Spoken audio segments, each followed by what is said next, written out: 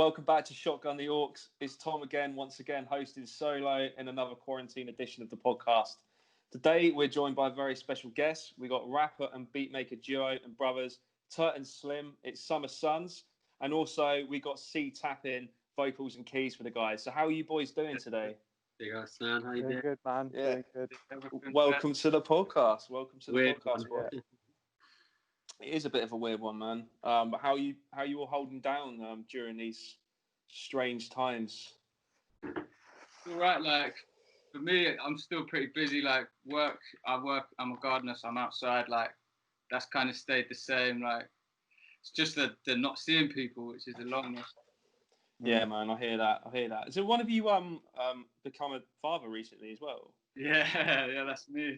Oh, congratulations, man. I thought I remember having that conversation a while ago. Yeah, I remember the first time you hit me up. I think it was just before he was born, and I was like, nah, ain't a good time. Yeah, man, it makes sense. I mean, like, I guess, like, in a sense then, quarantine's given you some kind of, a good time really to kind of focus on. Like, I probably actually got to spend a lot of time seeing them like early days that a lot of people miss out on. So yes, I've been kind of blessed in that way. Yeah, man. So like, for any listeners who may not know who you guys are, how would you describe Summer Sons as artists? Well, obviously, I think the thing that makes us a bit different is we're brothers. But in terms of the sound, like it's quite jazzy. I'd say pretty laid back, kind of chill vibes. I'd say like emotional in a way, but like I think there's a lot of connotations attached to that word, but I just mean like there's a broad range of emotions in what we do. It's not like, I think I try not to like create this rap persona that's very like, yeah, not too much bravado, hero kind of guy. Do you know what I mean? Yeah, I hear that, man. It's kind of like more of an introspective approach, and and that works. I think it's just I mean, you guys are just being real, aren't you? It's just kind of who you are, and it's like it must start more vulnerable.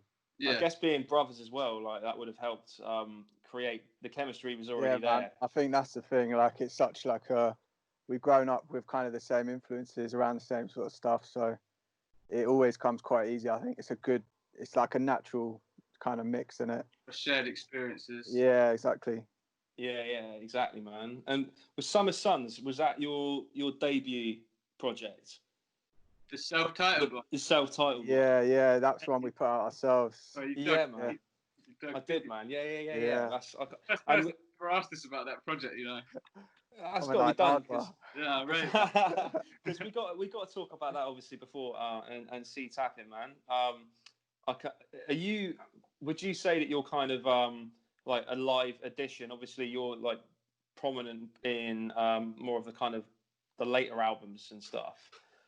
Would you describe yourself as kind of part of the group as well, or do you do your own stuff solo as well? What's kind of your place in the project, man? For sure, it's I think us as a trio is developed around playing live and performing live, and then off the back of that, we've then started to hit the studio more as a free and try and sort of replicate what we do live on new records and new songs. But it was very much to begin with.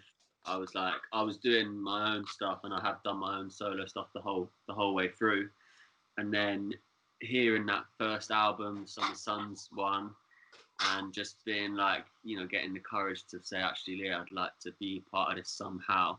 And then sort of beginning as like a little feature artist. And then, we started doing live sets together. And then out of that, just it grew. And then we've got, Summer Sons is its own thing. C Tappin is its own thing. And then you've got the collaboration as well. Tap's involved in some way on all of our projects. Either like, even if it's not singing, he'll be laying some keys on the track or something like that. He's always involved in some way. That's it, man. Adopted brother. Yeah. I was going to say, the unofficial Summer Son, but that's what I wasn't too sure about. But what I've seen kind of your live shows and stuff, the kind of the keys and the vocals you lay over the rapping as well, it just gives like a really nice kind of, it kind of gives it a nice kind of layer to it. is this something you think that kind of makes you stand out when it comes to like live performances and things like that? Because, you know, with kind of like lo-fi and hip hop and all of that kind of stuff, you've got your distinct sound anyway, but having the kind of the keys and that nice melody that sits on the top of it just kind of enhances it. You know what I mean? Gives it so much more life. Like, we definitely wanted to try and do something more than just like spitting over beats. Like, that's cool, but like for the live show, there's only so far like you can take that. So I want to take it even further, like get more like instrumentalists involved, like want a horn player, everything. Oh man, that'd be crazy. Like Tiny Desk vibes, man. Do you know what I mean? Like, man, it gives you so much more freedom as well if you're playing live, like with a strong structure and stuff. If you want to sort of drag certain parts out or like bring it down for a sec, like it's nice to have that live element. You can kind of not just play like the studio version of the beat. Yeah. Do you Slim? Do you, besides making beats, do you play instruments as well?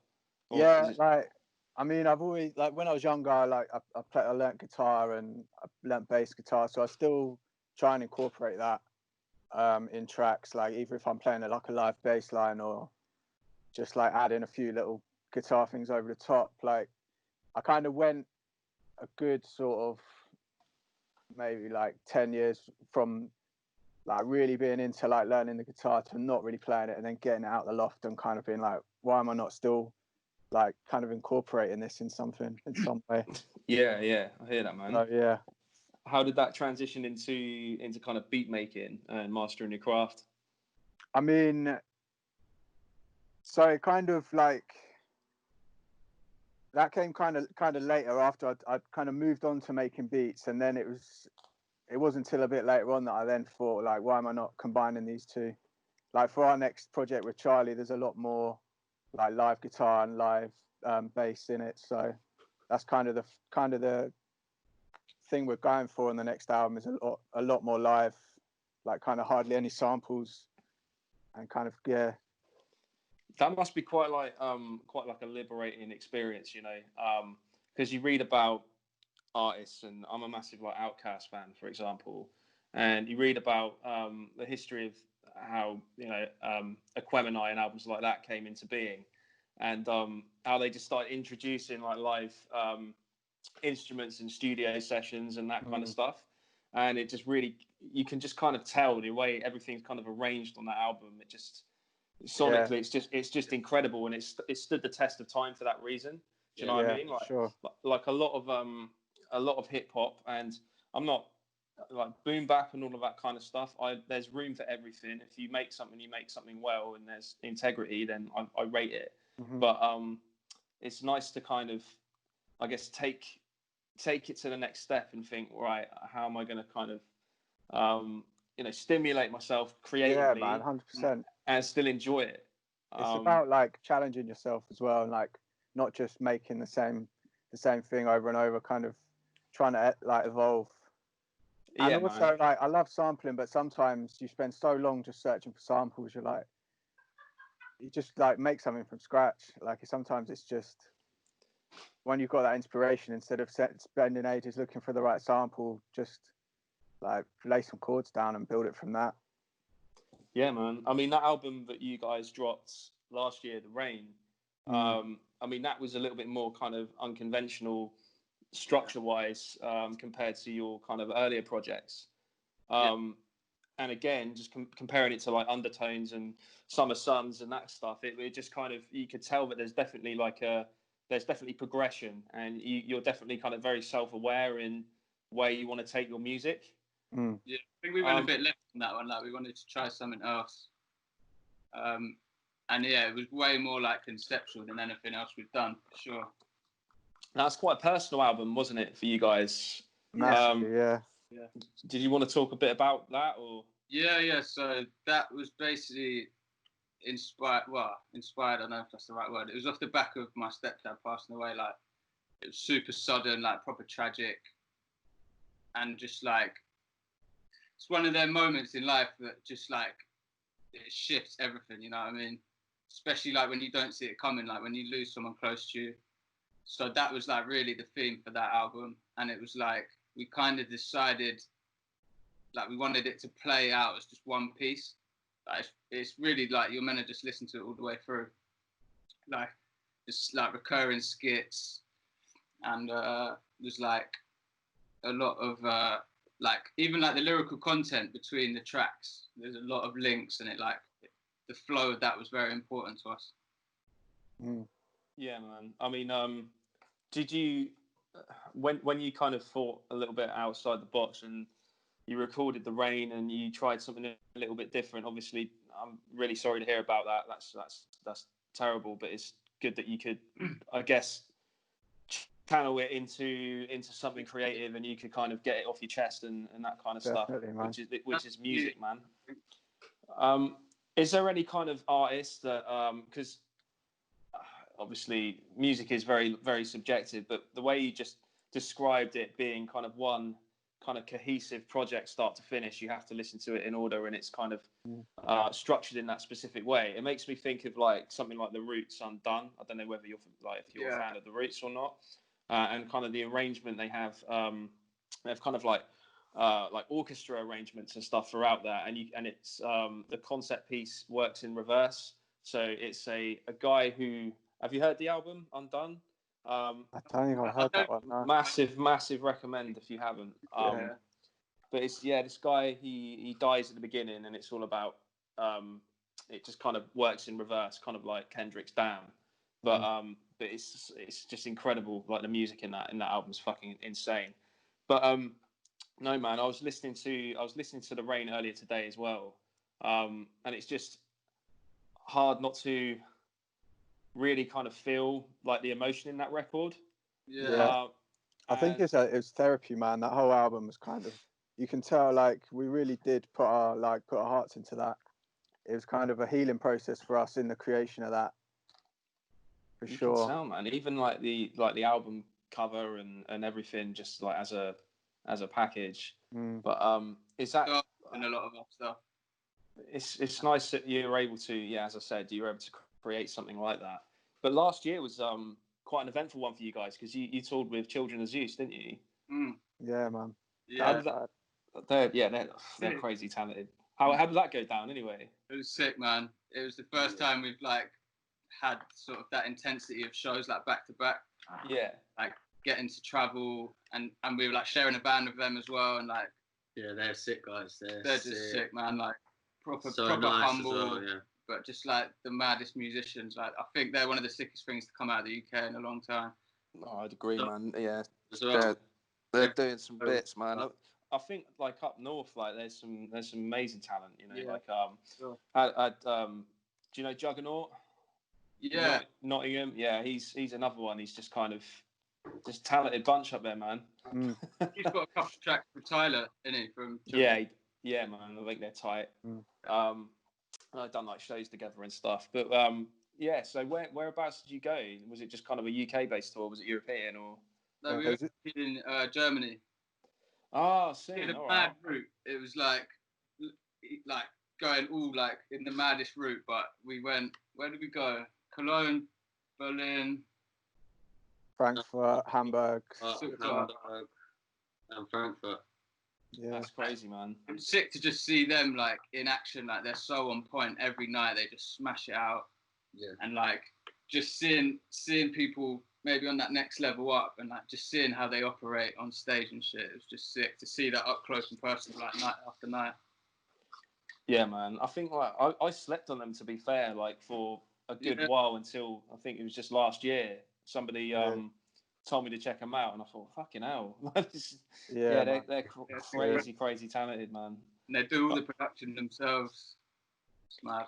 So is that, when you say kind of level up, is do you kind of see them as kind of setting pace in the UK at the moment, and is that the kind of act you'd aspire to be, kind of not necessarily like sonically, because you want to do your own thing and you've carved your own niche anyway, but in terms of the the professionalism and as you said, the way they operate, I guess it's good that you had the opportunity to go and see those dons do that and just be like, oh shit, we can do that as well. And so what's next in terms of like leveling up for you guys? We've got a bag of music. It's a shame, you know, we were supposed to be doing another German tour this summer, Yeah. but obviously that's all gone to the wayside. But the thing we're most focusing on is we're starting our label. So that's Lightworks, and that's all like we're just putting that into motion at the moment. Oh, I see, man. So You were on, was it Melting Pot Music before? Yeah, man. Yeah, like, and we're still going to work with them. Mm-hmm. But I think we just want to set up our own thing as well. Yeah, man. Gives you a bit more like autonomy and freedom to do what you want. That's cool. Man. Is that just to release your own music, or is that to release other people's music as well? It's another layer of being involved. Of like, we want to be putting out other people's music as well. Oh, okay. And just kind of a lot of collabs and stuff. So maybe like either beats from me with other vocalists, or like other producers coming in, just like collabing with lots of people and just putting out music from people like we would think are good and want to put out there, basically. Artists around us and stuff. Just support it. Yeah. And do you have kind of a like specific vision for the label in terms of the artists on there? You say want people you rate. Is that any genre? Is that hip hop? Is that kind of? I think we mainly want it to be like people that we've got a relationship with on a personal. Yeah. So that everything is, it has a natural coherence. Then I think if you're releasing music from people that you spend time with or you have common interest with, then the label itself, the music is all going to have a coherence, and it's going to sound good together. And then, there's no real limit on genre or style or anything like that. I think just the main thing for us would be it's coming from the relationship, the friendship is there first, and then the music will come afterwards. I think as long as it's a vibe, it doesn't really matter if it's like straight hip hop or can be like, as long as it sounds good. To be honest, these days, 100%. Obviously it's useful, but genres, to a degree, I think they're a bit outdated. Yeah, I hear that. I think, like UK hip hop, for example, there are so many like offshoots now of that. You haven't just got. Usually, I guess traditionally you would describe it as kind of boom bap centric, derived from like New York boom bap. Now there are so many different offshoots and hybrids.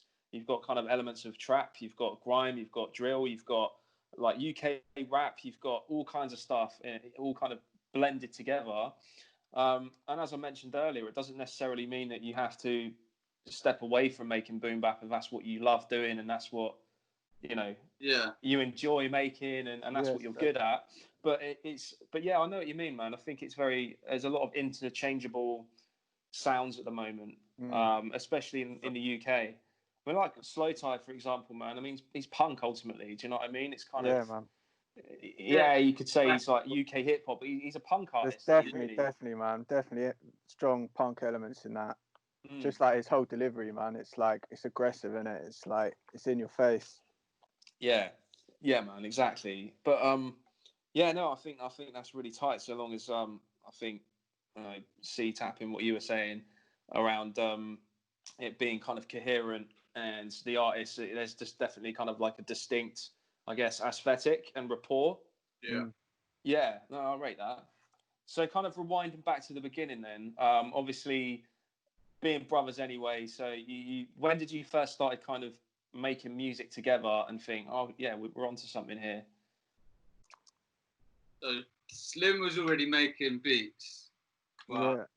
It was more like a kind of like, at that point, it wasn't so much hip hop I was making, it was more kind of like sort of more garage kind of influence stuff. Yeah.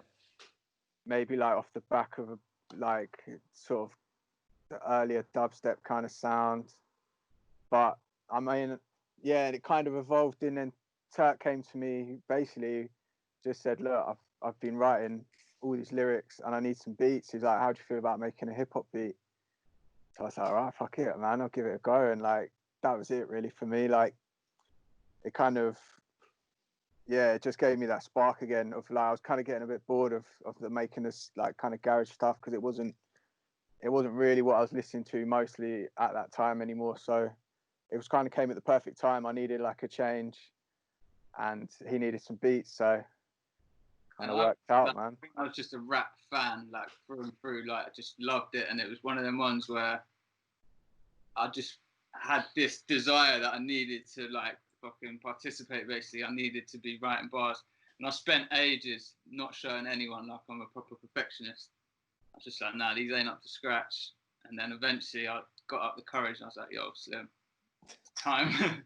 Do you remember your first bars that you recorded? No. I bet you do, man. I bet you do. Come on, man. Come on. I remember the beat. I can't remember the lyrics. I know it had Summer Suns in the lyrics, and that's how we were like, oh shit, yeah, Summer Suns. But we sampled Erykah Badu track. What was it? Which one, man? Do you remember? You know Green Eyes? Yeah, oh, man. You know, there's that breakdown with like the piano and stuff. Yeah, I was like, because obviously I hadn't done any digging at that point. I didn't know really where to start. So that was like a track where I knew there's some open keys. There's like a little flute going on. Yeah, and chopping up some of her vocals, man. And that was on the Mama's Gun album, wasn't it? Yeah. Yeah, she's incredible, man. Did you see her tiny desk that she did? Yeah, she is just she's incredible, man. Yeah, absolute OG. Queen. But on a side note, Tiana Taylor, she's dropping another album soon, and I think Erykah's on there, and I don't know who that is, but I see the track list. It looks yeah, man. I really rate Tiana Taylor, man.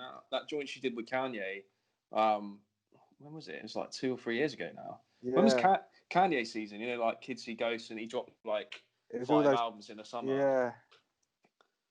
Not sure, I'll be honest. There's a track off that, man, that absolutely bangs. I can't remember the name of it. Which album? It was off her album. Is it How Are You Gonna Love Me? Because she did that, and she did Rose in Harlem as well. Those are the two kind of, those two tracks absolutely knocked. And How Are You Gonna, I think it's called How Are You Gonna Love Me. She did a remix with Wu-Tang as well. Right, Ghostface and was it Raekwon? I think it was those two anyway. Yeah, but it was knocking, man. So good. I'll have to check it out. I've not heard that. Yeah, man. But so before you kind of made music together, you said you were just a rap fan, and you just wanted to kind of get into it and just kind of be amongst it. Was there any kind of, and this is a question for all of you, was there any kind of like distinct records or artists that got you into rap and hip hop in the first place? Funny enough, I'd probably say the person who's the biggest influence is someone that doesn't sound anything like me. Is Gets. Oh shit, yeah. It's like I just love the way he puts together his lyrics and the way he bends words to make them rhyme, and like he's so like syllable heavy. Like he'll rhyme so many syllables. And when I first started writing, that was like my whole thing of like, everything needs to rhyme. Like every single fucking word in the whole verse that needs to rhyme.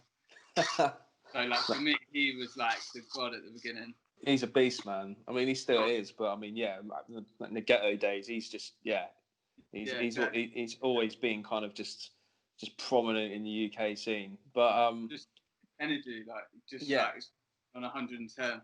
It's intensity as well. Do you know what I mean? Just an intense spitter. But I'd say another early one was an actual track, not even an album. It was the track that was on some PS2 game we had back in the day. It was Moment of Truth by Gangstar. Come on, man.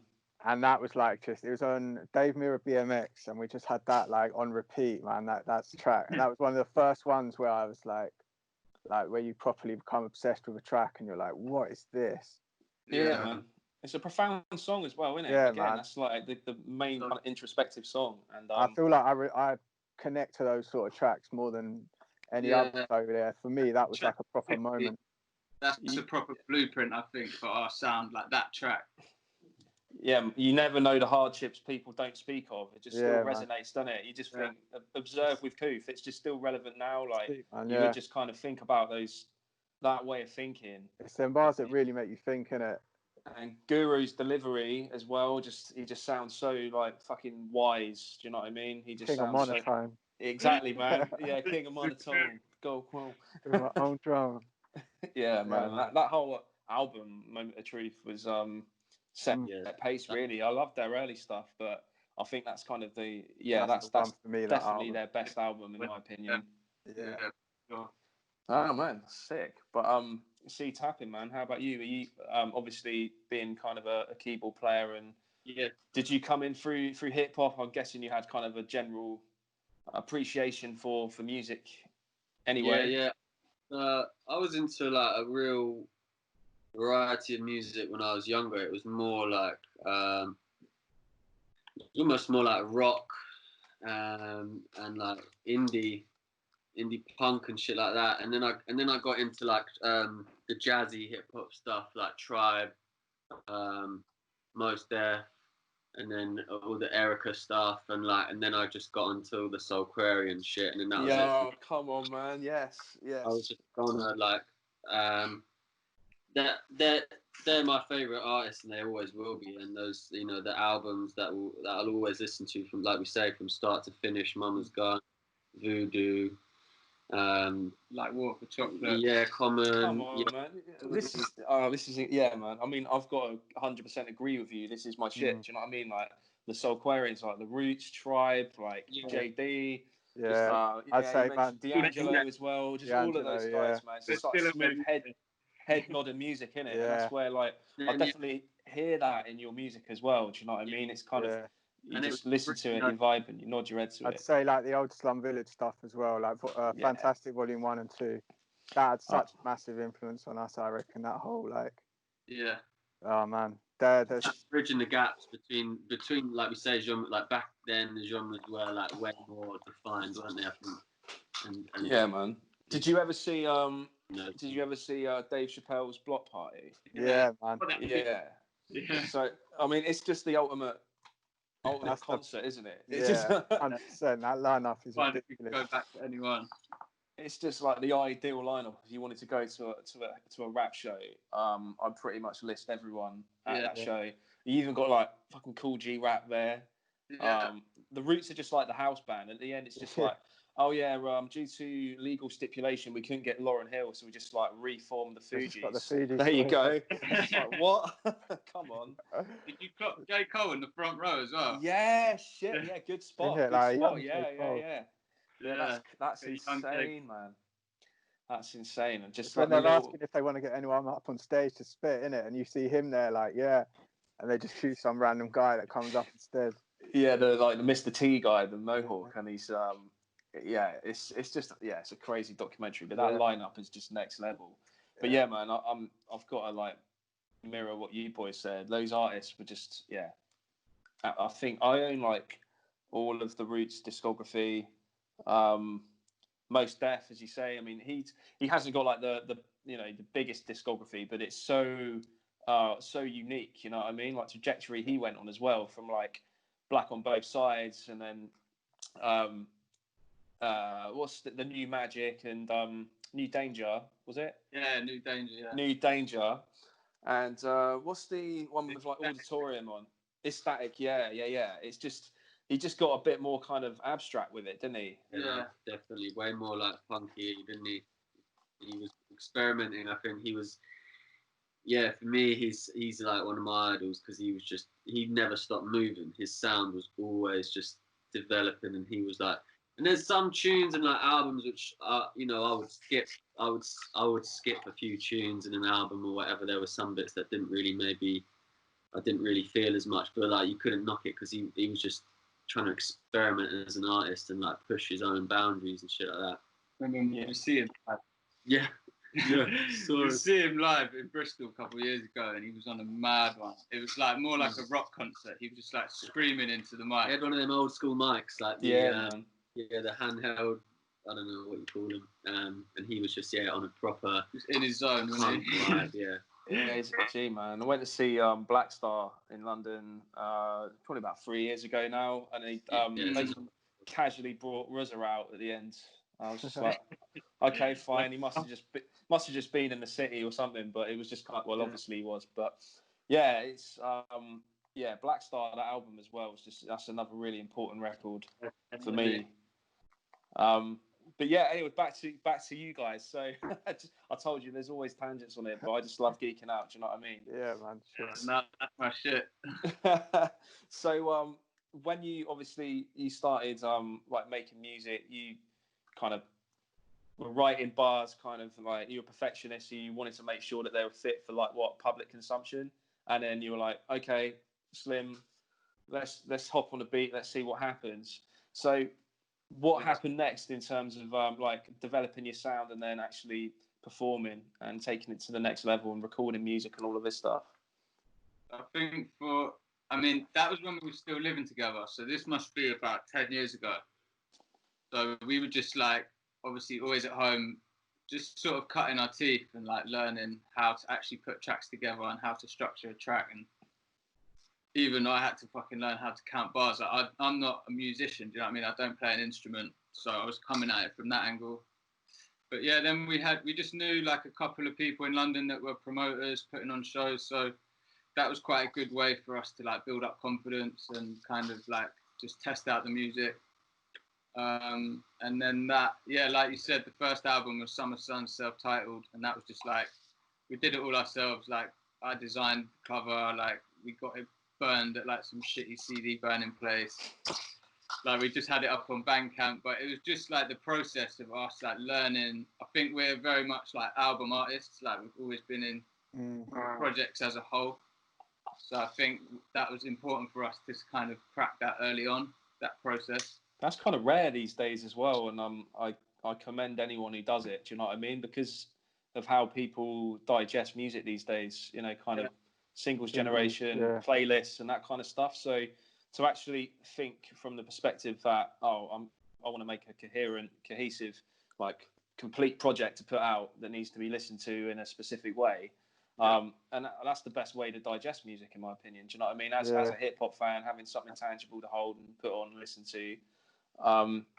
So and I know, like singles are cool and like they might be more popping now, but like in 5, 10, 15 years, are you going to remember a single over an album? Do you know what I mean? Yeah, exactly, man. So you guys are smashing it on like Spotify. You got like kind of, you know, a few million streams on quite a few of your tracks and whatnot. Do you think, is this down to, because I don't really know kind of the mechanics and the dynamics behind kind of streaming and that kind of stuff, but have many of your tracks had like playlists play and that kind of stuff? Because typically that's where you see the spike. Do you know what I mean? Yeah, man. Sure. Like once you get added into like a big playlist, like one of the Spotify like editorial playlists, it's a different ball game. Yeah. And how does that typically come about? Is it just kind of sending it to people, or is it? It's kind of submitting it to the label, to Spotify basically for certain playlists. You can like pitch them tracks basically, and be like, I think this would fit in your like whatever playlist kind of thing. Shit, okay. And it just builds momentum, I guess. And then so the next time you submit one, they're like, oh yeah, well we've already had this and it's done well. Start to build a relationship, and then I guess they recognise your name. Yeah, you're allowed to pitch singles, and then you're allowed to pitch like 2 songs from an album or something like that, which is I think why a lot of people are choosing to do these singles at the moment, trying to pitch it, because that's where like obviously now it's all changed, it's all shifting, but yeah, like you say, it's the playlists where unless you're a huge artist and you've just got this organic fan base who are just rinsing your tunes on the daily, the numbers, those big numbers are because of the playlists. That's crazy, man. It's good insight to have. Obviously, I'm not like a musician. It's just kind of interesting to know how it works behind the scenes. Because I mean that makes sense. And do you get quite a lot of like listeners through? So someone's discovered your music on a playlist and then they check out the rest of the album. Like, I think we've had a lot of people like message saying, "Oh, like you came up in my Discover Weekly or whatever, like on Spotify. So I've checked out your stuff." Things like that. I think is a good way for people to find new music in it through like the algorithms of Spotify. People definitely do, but if you look at the numbers, like the difference between the tracks that have been playlisted is like, the gap is huge. But it's still good to have like the exposure. Do you know what I mean? Yeah, and it's a good way for people to discover music. Like, not everyone's going to click on the artist page, but for the people that do, like, it's just that added like sort of way of people hearing your stuff. The music now, like streaming's changed it quite a lot, innit? Like they might even add that track to their playlist and rinse that one track, but never check out the artist. Isn't it? But that's the nature a lot of the time of them playlists. It's like a lot of the people that are putting them playlists on are maybe at work or they're where they literally just want some background noise. And like you see it these days, there's the artists on Spotify that you didn't even know existed 5 years ago, but they've got 10 songs that have all got like millions of plays because of these playlists. And like I think there's like certain formulas that you can like, you know, you can get a hold of for Spotify and for these streaming platforms, because the whole purpose of listening to music now for a lot of people is just now background music whilst I'm at work in the office or something like that. I think there's like a simple complexity to it. Like you can do something that sounds quite simple, but it's actually done really well. That's what I mean. Yeah. Yeah. Do it really. Some people do that so well as well. It's like it's really stripped back, or like not many elements to it, but it's just like it's that simplicity just makes it sick, I think. But it seems there's so much of that at the moment. It's hard to like. I think you're right. It's becoming really oversaturated as a genre. Like there's some people who are doing it so well, and then there's just a lot of people making stuff that sounds like kind of exactly the same. Are there any kind of standout artists that you'd shout out to say, yeah, they're smashing it and they know what they're doing? For lo-fi? Yeah. I mean, people like 1-2, I think, is like the kind of architect for a lot of that sound. I think a lot of people have kind of tried to emulate that sound. Like he's a guy that does it really well. To be honest, it's not something I listen to a lot of anymore, like lo-fi stuff, just because I feel like there's so much of it at the moment. But yeah, I think people like 1-2 is like kind of, he's the sort of godfather of that sound, isn't he? But there's definitely a formula, like you said, like people can get a quick little Bill Evans piano loop, chuck some muddy drums on it, and it's like, boom, I got a lo-fi beat, and it's like... Just stick some vinyl crackle over the top of it. Bit crush the fuck out of it. Yeah, I mean, I can't say that because I can't make it, but I completely appreciate that. There's definitely like, you know, you need to have like the technical ability and know how to do it, exactly. And that can be lost on like a layman or someone who doesn't necessarily know what goes into it. Yeah, you know I think to do it well, you still need to be like a good producer. I think it's easy to make it and make it just sound super muddy, but to make it sound really good and still have that lo-fi sound, but have it come out clear and like you can hear all the elements properly, it still takes skill. So what's your like writing process when you're like creating an album? So obviously you talked about having more kind of live instruments on this kind of upcoming project. Is there like a specific kind of process that you go through, or is it just like how does that work? And especially at the moment, a lot, like for the Rain, I would say like most of that I wrote on my own. Like that was like getting in my own headspace, like in a bit of a dark place, to be honest. But that was so therapeutic. Whereas now I write a lot more on the spot now, like in the studio, in the session, whatever, when we're making the beat. And I just feel like it's like advanced what I'm doing. I can just like, there's nothing like writing a verse to the beat. It's never going to be that perfect fit. If you've written a verse without the beat, you're never gonna get in the pocket in the same way. Yeah. So is that what you've like done previously? You've kind of like written and you've like selected a beat and then you've kind of worked to it. Yeah, especially when I was living in Bristol. Obviously we didn't get much time in the studio together, so it was all done online. So I'd always be writing on my own to like finished beats, or sometimes just like to whatever someone else's beats. But yeah, now like especially with this album where it's all like the focus is on the live aspect and the dynamics of it all, we're all like getting in a room together, sitting down, just sort of jamming out ideas, and just it's a lot more like a collaborative thing, I reckon. Yeah, like, together. For that album, it's like we made a lot of the tracks kind of just around the table together. We'd have the keyboard set up. I'd have like that Ableton push set up, and we'd just kind of build a drum beat and then like build it from that. So kind of build the track from scratch while we're all there together. It's quite a nice way of doing it, I think.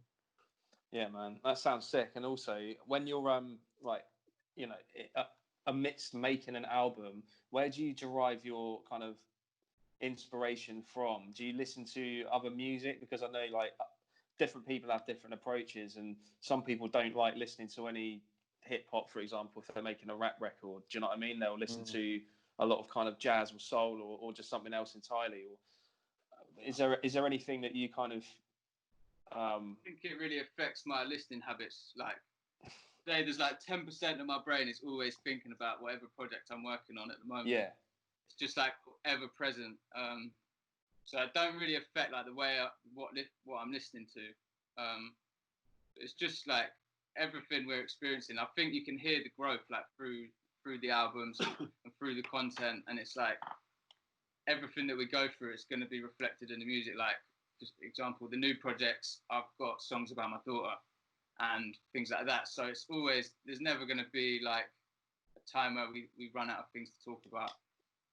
So it's effectively just your own experiences and your own growth as people. Yeah, it's just a reflection of what's going on basically in our own lives, I think. And I think that's like abundantly clear just through listening to your music. Do you know what I mean? It's very kind of stripped back. It is introspective. It is very kind of it's like candid. Do you know what I mean? It's like, oh yeah, like I feel like I know you before I actually meet you. So it was kind of like, oh right, cool. That's kind of refreshing, especially in hip hop. Do you know what I mean? Because there's a lot of hip hop's very kind of braggadocious typically, and I know there are a lot of different artists doing different things nowadays, but it's good to I guess I like personally to get to know an artist when I listen to a project. You know what I mean? I like to kind of go on a journey with them, so you're kind of like a conduit for yourself, and you can be like, oh shit, yeah, and you go through those experiences too. Not to say that I don't like a bit of escapism, you know, a little bit of like, you know, gangster rap and all of that kind of stuff. Not that you can necessarily relate to it, but it's purely just still for escapism. Enjoy it, yeah, man. Exactly, man. It's like watching a film. It's like anything like that. Infamous, like one of my favorite albums. Period. I'll still listen to that weekly. Man, Mobb Deep is just. I mean, again, like Havoc's production on that is just really stripped back. Yeah, so raw, but it's got that complexity to it. It's not like simple. It's like got more than one meaning, if you know what I mean. Yeah, and simple is like a compliment in that sense. Yeah, you know what I mean. It's crazy. You got kind of like, it's just very like dark and brooding. You got the kind of Thelonious Monk kind of like aspects to it. It's just a fucking sick album, man. Like I think that's, and it's not even their debut album. I think most people forget about their debut album, but that was, that was an important record for me, man. Infamous. And like not relatable at all. Like that is not the life I've lived. You know what I mean? And it's like that's nothing like the music I make, but it's still like there's room for everything. Like I still love that shit. Of course, man. It's escapism, isn't it? It's just kind of sometimes you can't really articulate why something resonates with you, especially something like something as short as a song, you know, like a few minutes long, and you think, at least with like a film or something a bit longer, you can make more of like an objective decision, like, oh, that was terrible or that was good, based on various, you know, different variants throughout it. But a song, you just kind of either click and you get it, or you don't. Do you know what I mean? Yeah. So what's next for Summer Suns then? So you've got the new album in the pipeline, and unfortunately you've had to kind of postpone your tour due to kind of COVID and stuff. But is that just going to, as soon as kind of the like the measures, you know, kind of lift a little bit, are you just going to start reforming? Happen in early next year. We got a couple albums actually in the pipeline. Like it's the next one of just like the next Summer Suns album, and then it's the next Summer Suns C Tappin album. So I mean they're both kind of nearly finished now. So and just trying to work on a lot of collaborations as well. Like we said, we're getting the label going. We're trying to bring people together for that. And also we've been involved in a project called Silhouettes. Don't know if you've heard of it. It's basically organised by a label called Route 73 and also Earth Evil. And this is like a big community collaboration project, like bringing a lot of artists together. They've got a studio up in Hackney Way. and they've just been bringing artists in, and that they've made this big collaborative album. So that's going to be coming out towards the end of the year as well. Oh, I've seen. Mad collabs on there. There's some sick artists that like haven't really put much out yet, but there's some sick artists on there, man. That's one to look out for. Shining spotlight on London, really. Oh, I rate that, man. And talking of like shining a light on people, is there any artists out there at the moment, any kind of like up and comers, or any people who you feel like need more exposure? Because I always kind of love discovering new artists, and I'd say sometimes they slip under the radar. Earth Evil, who I just mentioned, is sick. Earth Evil, yeah, man. I saw his Foo Bar like some time ago, because he rolls with, he knows verbs and that, doesn't he? Yeah, both Croydon heads, and also his producer Strigala that he works with, sick guy. But again, like, there's not that much out there from him, like, so he's still got. They dropped that track earlier this year. See Us Live. Have you seen that? Is that where like he was on a boat in the video? Yeah. I saw the video. Yeah, no man, he's sick, man. Yeah. But, what's the name of the producer? Strigala. Oh, man. Strigala. All right, cool. Yeah, I'll keep my eyes peeled. Who else? Summer Pearl. Female vocalist from South London as well. Thick Style. Yeah, man. There's a lot, and it's kind of a lot of the ones that we're sort of wanting to promote is all linked through the Silhouettes thing. So there's like a real collective community vibe going there. Everyone's just trying to sort of heighten each other up. So it's really healthy atmosphere to be in. That's amazing, man. And is there going to be ties to the label as well? Yeah, I assume so, yeah. So Asher, who runs it, has been like a big driving force behind the whole project. Him and Earth have like kind of headed it all off.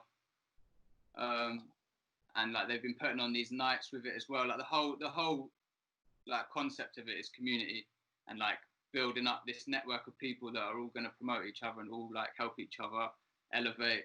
And so they put on these nights. It's like a free night, and it's like they just have a live band. It's just like a cypher all night. People just jump up, and it's sick, man. Like just so many artists being introduced to each other and just like strengthening that network. Yeah, man. I think that's what it's all about. I mean, it's hip hop at the end of the day, isn't it? And do you think, you know, with the whole kind of the live element is so kind of important to Summer Sons, and especially with kind of the keys and the added the vocals as well? Are you kind of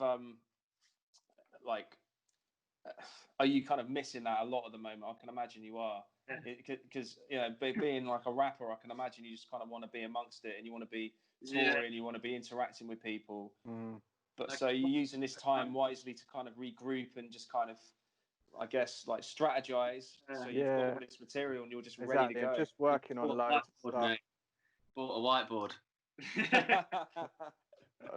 Yes. That's how you know we're taking shit serious. Amazing. But yeah, like we definitely missed that. Like Tap said to me the other day, he was like, "Oh, we need to have a rehearsal." I was like, "For what?" we ain't gonna be playing a gig for time. You got to stay sharp, man. Come on. Yeah. It's just a shame because, like I said, we've changed our whole process for this new album with the three of us, and it's all like based off of our like what we want to do with the live show. So it's not actually going to get put into action now till who knows when. Well, you can always do like you can do some like virtual gigs and stuff. Yeah, like we did a little Instagram one. I think we're going to do another one soon. But I mean, it's like you said, there's other things we can be doing. We finished off the next like Summer Sons album. That's just the two of us, so that's been good. And just a couple like collaborations that we were trying to pin down for a while that didn't happen. And then like the beginning of lockdown, like there was no excuse, and we just got the couple tracks wrapped up with people that we get for a while. So just a good time in it to work on music, because no one's got any excuses to be busy. So that's the perfect time to get stuff done. That's so true. But are you boys all like holding it down all right though, like mentally? Because it's tough for a lot of people, and I think it's good that you're keeping busy.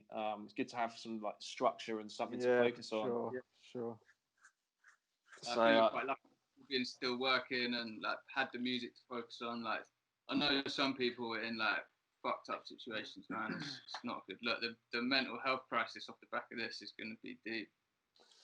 Yeah, it's crazy though, because obviously, like when it was all kind of peaking at the beginning, you know, a lot of conversations were like, "Oh yeah, there's going to be a lot of good coming from this. Ultimately, like everyone's in it together." Yeah. But then the world, obviously, we're just kind of like the narrative is just peaking. Do you know what I mean? In terms of what's going on, it's very surreal. Like Black Lives Matter movement, everything that's happening in the world right now, and a lot of kind of conflict and it's just wild. And I don't know whether it's always been that way, but we're just more privy to it now because of all the information. And there's only so much information you can handle on a daily basis. Do you know what I mean? Like, I heard someone saying like, before this, basically, you've always got stuff kind of to look forward to, like holidays and shit. But now everyone's stopped. All you can really focus on is like what's happening now, and like the next like sort of week or whatever. It's so much going on all the time. It's kind of. I think it's been a bit of a catalyst. Like it's given people the chance to step out of their normal rat race daily life, and take a step back and kind of look at things and be like, nah, I'm not happy with the way things are, which is like it's long overdue, man. It's long overdue. Yeah, I agree, man. And I hope that ultimately, like things do like work out for the best. You know what I mean? It's just very surreal at the moment. Like everything, it's just like what you were saying about looking forward to things. I mean.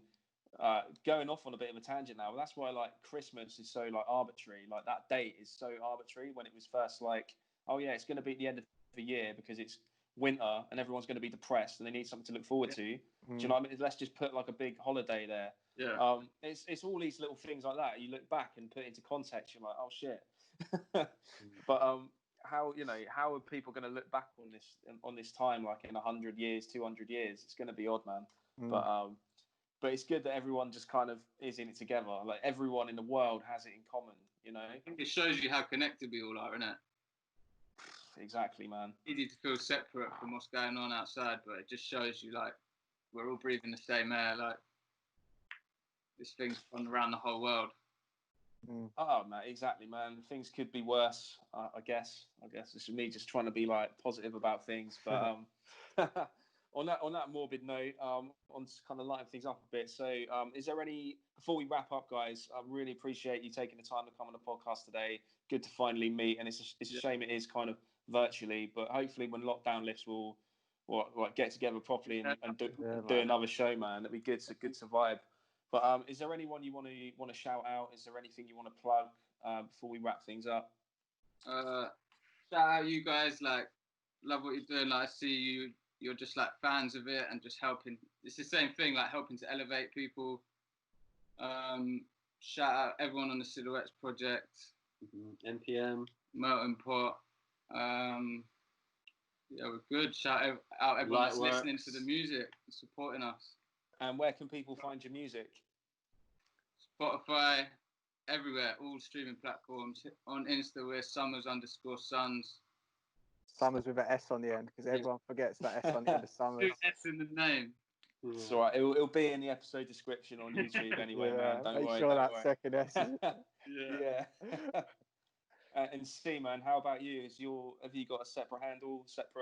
Yes, C Tappin on Instagram, and then yeah, you can find on Spotify as well, C Tappin. So like you'll find we're all kind of like linked and appears on and features on each other's projects. So you'll find us all. Once you find one of us, you'll find us all. That's it, man. And anyone listening to this and hasn't listened to Summer Sons, and go check out some of their live videos. They're absolutely sick. But yeah, thanks again, gents, for joining today. It's been a pleasure chatting to you guys. Shotgun the Orcs on all platforms, Spotify, Apple Podcasts, YouTube, all of that jazz. Go give us a like, go give us a follow, and subscribe if you want. And we're out. Peace. Peace.